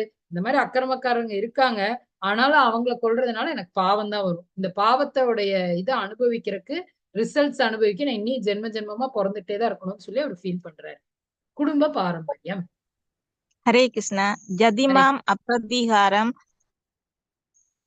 அசஸ்திரம் சஸ்திரபாணய தாத்ராஷ்டிர ரணேஹன்யுஸ் தன்மே சேமதரம் பவேத். ஆயுதமின்றியும் எதிர்த்து போரிடாமலும் இருக்கின்ற என்னை ஆயுதம் தாங்கிய திருதராஷ்டிரரின் மகன்கள் போரில் கொன்றால் அது எனக்கு அதிக நன்மையை கொடுக்கும். ஹரே கிருஷ்ணா. ஹரே கிருஷ்ணா. தேங்க்யூ மாதாஜி. ஆக்சுவலி குடும்ப பாரம்பரியமுக்கான ஸ்லோகம் கிடையாது இது. குடும்ப பாரம்பரியத்துல வந்து அவர் என்ன சொல்ல வர்றாருன்னா, இப்ப இங்க இருக்கிறவங்க எல்லாம் ஆண்கள் தான் இங்க வந்து போரிடுறதுக்காக வருவாங்க இல்லையா? ஆண்கள் எல்லாருமே வந்து இறந்துட்டாங்க அப்படின்னா வீட்டுல இருக்கிற பெண்களை யாரு பாத்துக்கிறது? வீட்டுல இருக்கிற குழந்தைங்களை யாரு பாத்துக்கிறது? இப்ப வந்து ஃபேமிலியோட ஹெட் ஆஃப் த ஃபேமிலி வந்து இறந்து போயிட்டாங்க அப்படின்னா அந்த ஃபேமிலிக்கு யாரு இன்ஸ்ட்ரக்ஷன்ஸ் கொடுப்பா? யாரு வந்து அந்த ஃபேமிலியை நல்லபடியா நடத்துவாங்க? அப்படிங்கிற அந்த பிரச்சனை வரும். லாஸ்ட் வந்து இந்த வீட்டுல இருக்கிறவங்க எல்லாம் வந்து யாருமே இன்ஸ்ட்ரக்ஷன் கொடுக்கறதுக்கு இல்லாதனால அவங்க இஷ்டத்துக்கு அவங்கவுங்க எதோ செய்வாங்க. இப்ப குடும்ப பாரம்பரியம் வந்து நஷ்டமாகும் அப்படிங்கிறது தான் இங்க வந்து அர்ஜுனர் சொல்லி ஃபீல் பண்றாரு. அது மட்டும் இல்லாம அடுத்தது என்ன ஃபீல் பண்றாருங்கிறத இங்க கொடுத்திருக்காங்க. இங்க என்ன சொல்றாங்க அப்படின்னா, ஆயுதமின்றி நான் வந்து போரிடாமல் நிக்கிறேன். அப்ப என்ன அவங்க கொன்னா அதுவே எனக்கு சந்தோஷம் அப்படின்னு சொல்லி, அவங்க என்ன கொல்லட்டும், நான் ஆயுதம் இல்லாம நின்னுக்கிறேன் அப்படின்னு சொல்லி அவர் சொல்றதுதான் இங்க வந்து. ஹரே கிருஷ்ணா. ஹரே கிருஷ்ணா மாதாஜி. ஹரே கிருஷ்ணா. இருமணம் சஞ்சய வாச ஏவம் உத்வார்ஜுனா சங்கையே ததோபஸ்த உபாவிஷத் விஸ்வஜ்ய சரம் சாவம் சோக சம்சிக்ன மானசகா. சஞ்சயன் கூறினான், போர்க்களத்தில் இவ்வாறு பேசிய அர்ஜுனன் தனது வில்லையும் அம்புகளையும் ஒரு புறம் எரிந்துவிட்டு ரதத்தில் அமர்ந்து விட்டான். அவனது மனம் சோகத்தால் மூழ்கியுள்ளது. ஹரே கிருஷ்ணா மாதாஜி. ஓம் சத் ஸ்ரீமத் பகவத்கீதாசு உபனிஷத்து பிரம்ம வித்யாய யோக சாஸ்திரே ஸ்ரீ கிருஷ்ணார்ஜுன சம்வாதே அர்ஜுன விஷாத யோகே நாம பிரதமோ அத்தியாய. ஹரே கிருஷ்ணா. ஹரே ஸ்ரீ கிருஷ்ண ஹரே ஹரே. ஹரே ராம் ஹரே ராம் ராம் ராம். தேங்க்யூ பிரபுஜி. ஹரே கிருஷ்ணா பிரபுஜி. அப்ப என்ன நடக்குது அப்படின்னா, லாஸ்ட் வந்து சஞ்சயன் என்ன சொல்றாரு அப்படின்னா, இது இவ்வளவு பேசிட்டு அர்ஜுனனுக்கு வந்து ஃபைட் பண்ணமா வேண்டாமா அப்படிங்கிற அந்த இரு மனம் வந்துருச்சு, டவுட் வந்துருச்சு, கன்ஃபியூஷன் வந்துருச்சு. அப்ப அவர் அந்த அம்பையும் வில்லையும் எல்லாம் எரிஞ்சுட்டு அந்த ரதத்துல அப்படியே உட்கார்ந்துட்டு அவர் வந்து நான் இனி ஃபைட் பண்ண மாட்டேன் அப்படின்னு சொல்லி சோகத்துல மூழ்கிடுறார் அப்படிங்கிறத சஞ்சயன் வந்து பார்த்து திருதராஷ்டருக்கு சொல்றாரு.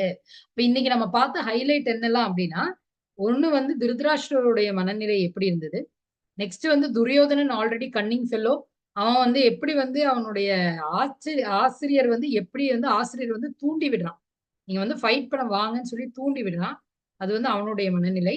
மூணாவது வந்து அர்ஜுனனுடைய குழப்பங்கள், அவனுடைய மனநிலை என்னன்னு எல்லாருக்குமே புரிஞ்சிருச்சு. ஏன்னா அவனோட மனசு ரொம்ப நல்ல மனசு. அதனால அவன் ஏகப்பட்ட கேள்வியை இப்ப சொல்லியிருக்கான், என்ன பண்றதுனே தெரியல கிருஷ்ணா, என்ன பண்றதுனே தெரியல, என்ன நான் இப்படி பண்ணா என்ன நடக்கும் அப்படின்னு சொல்லி ஏகப்பட்ட கேள்வியை முன்னாடி வச்சிருக்கான்.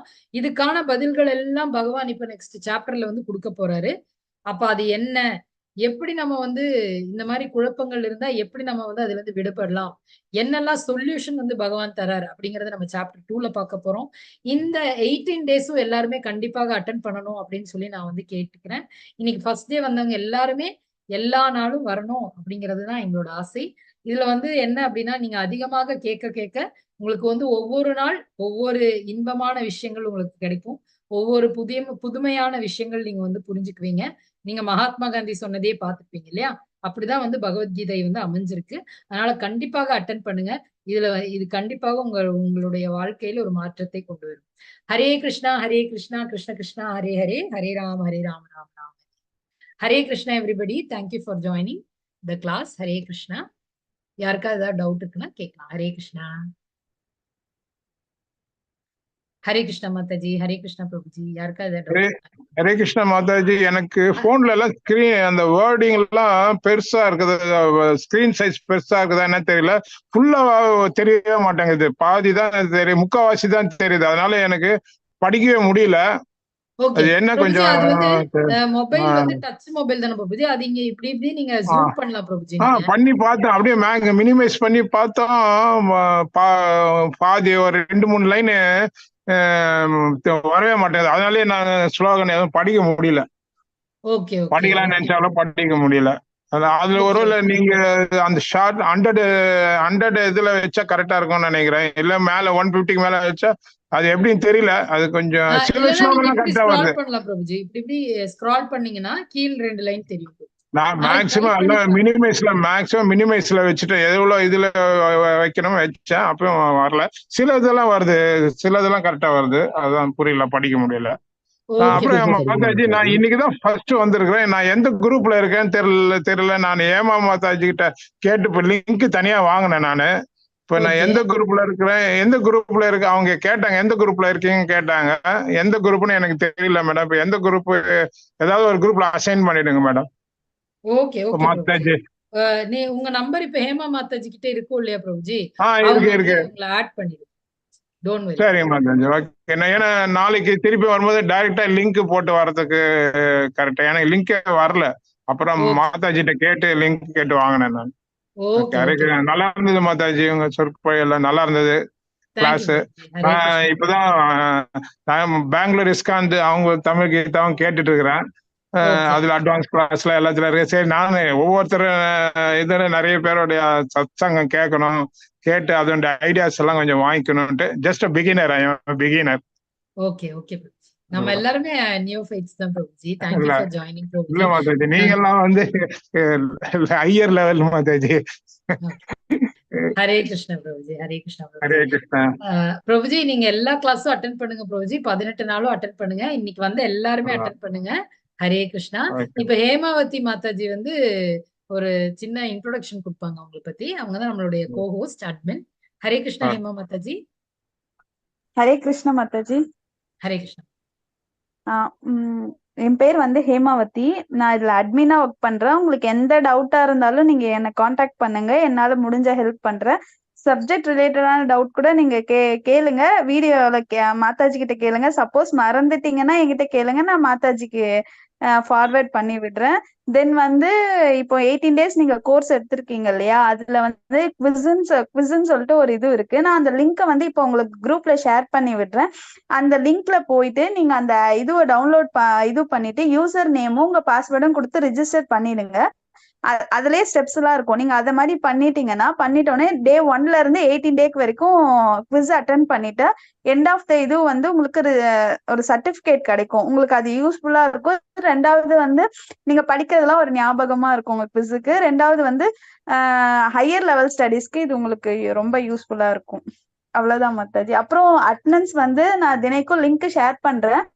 நீங்க அட்டெண்டன்ஸ் போட்டுடுங்க. அதுல வந்து டீச்சர் நேம் வந்து நம்மளோட மாதாஜி நேம் இருக்காது. நீங்க வந்து 3 டீச்சர் நேம் இருக்கும். ஏதோ ஒரு டீச்சர் நேம் வந்து இது பண்ணி நீங்க பண்ணிடுங்க. நான் பாத்துக்கிறேன். Okay Mataji. Okay okay. Hare Krishna. Hare Hare Krishna Krishna. Mataji. Hare Krishna Prabhuji. Thank you everybody. அப்ப இன்னைக்கு கிளாஸ் எண்ட் பண்ணிடலாங்களா? Okay Mataji. Okay. Hare Krishna. Okay okay. Hare Krishna. அப்ப எல்லாரும் நாளைக்கு கண்டிப்பா ஜாயின் பண்ணுங்க. 18 நாளும் அட்டென்ட் பண்ணுவோம்னு சொல்லி நான் கேட்டுக்கிறேன். ஹரே கிருஷ்ணா. ஹரே கிருஷ்ணா. வாஞ்சா கல்பத ரூப்யஸ்ய கிருபா சிந்துப்ய ஏவ ச பதிதானாம் பாவனேப்யோ வைஷ்ணவேப்யோ நமோ நமः. अनंत कोटि वैष्णव वृंद की ஜெய். श्रीला प्रभुपाद की जय. हरे कृष्णा. हरि बोल.